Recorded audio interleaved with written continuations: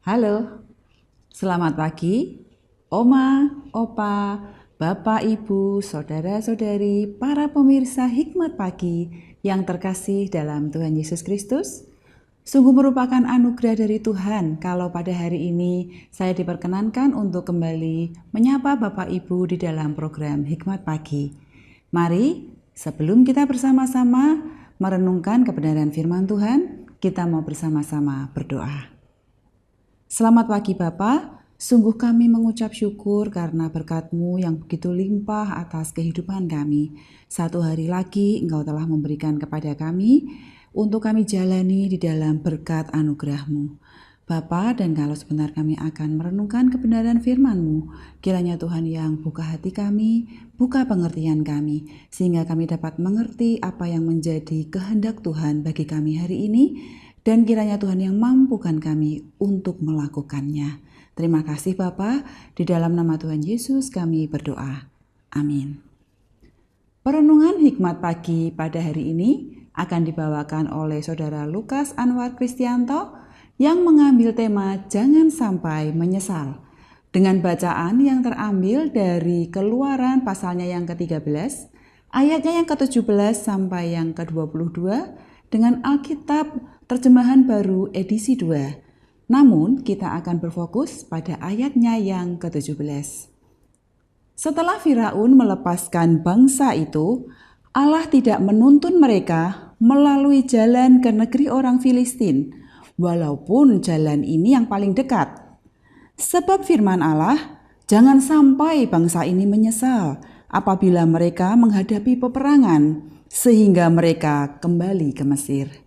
Demikian sabda Tuhan, syukur kepada Allah. Selamat pagi, saudara sekalian. Saudara, apakah Anda pernah mendengar tentang Mariana Trench atau Palung Mariana? Palung Mariana adalah palung terdalam yang diketahui itu terletak di dasar laut sebelah timur Kepulauan Mariana, di dekat Jepang dan juga Pulau Guam. Nah, menariknya, kedalaman Palung Mariana melebihi ketinggian Gunung Everest, yang adalah gunung tertinggi di dunia. Gunung Everest tingginya adalah 8.849 meter. Kedalaman Palung Mariana itu 10.927 sampai dengan 11.035 meter di bawah permukaan laut. Jadi Mariana Trench terbentuk sekitar 180 juta tahun lalu akibat adanya tabrakan yang kuat antara lempeng tektonik Pasifik dan juga lempeng Filipina. Nah, palung ini pertama kali diteliti pada tahun 1875 oleh Angkatan Laut Britania menggunakan kapal Challenger 2, sehingga titik terdalam dari palung tersebut diberi nama kedalaman Challenger. Pada tanggal 23 Januari 1960, Jacques Piccard dan Donald Walsh naik kapal selam, kemudian mereka turun ke dalam kegelapan yang dingin dan sepi di Palung Mariana tersebut. Penyelaman mereka telah memecahkan rekor dunia dan tidak akan pernah terulang lagi. Luar biasanya adalah di dalam keadaan seperti itu, ternyata di sana masih ada kehidupan. Walsh melihat ikan pipih di dasar lautan yang tetap hidup meskipun di sana ada tekanan dan ada kegelapan yang luar biasa. Mariana Trench menyatakan kebesaran Allah dan misteri alam semesta yang begitu mempesona. Meskipun tidak sedikit orang yang meragukan kasih, pemeliharaan, dan keagungan Allah, terutama ketika sedang berada dalam keadaan yang sulit atau berat.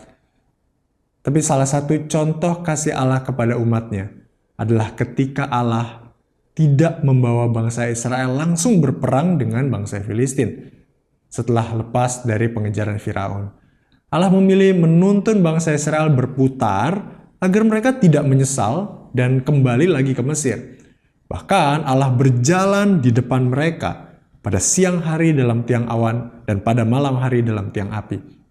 Keberadaan tiang awan dan tiang api memampukan bangsa Israel untuk terus berjalan siang dan malam menuju tanah perjanjian. Dan orang-orang Kristen pada masa kini seharusnya terus percaya bahwa Allah selalu beserta sebagai penolong dan perisai. Sebab Allah tidak pernah membawa umatnya kepada penyesalan. Mari kita berdoa. Tuhan, kami bersyukur karena Engkau selalu menyertai kami. Engkau bahkan berjalan di depan kami. Dan Engkau telah membuktikan penyertaan-Mu yang sempurna ketika Engkau datang ke dalam dunia, Allah yang disebut sebagai Immanuel itu. Dan ketika Engkau naik, Engkau pun mengutus Roh Kudus untuk terus menyertai kami.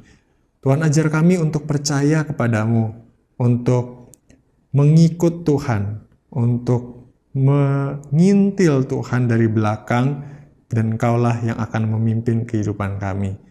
Ampuni kami ya Tuhan kalau kami seringkali hanya mengutamakan kehendak kami sendiri. Kami mau berjalan di depan dan Tuhan di belakang. Tuhan kiranya yang menolong kami untuk menjadikan Tuhan yang terutama, yang berjalan di depan. Dalam nama Tuhan Yesus kami berdoa. Amin. Saudara, selamat pagi, selamat menjalani aktivitas panjang hari ini dalam anugerah Tuhan. Teruslah jadikan Tuhan sebagai yang terutama dalam hidup kita. Tuhan memberkati.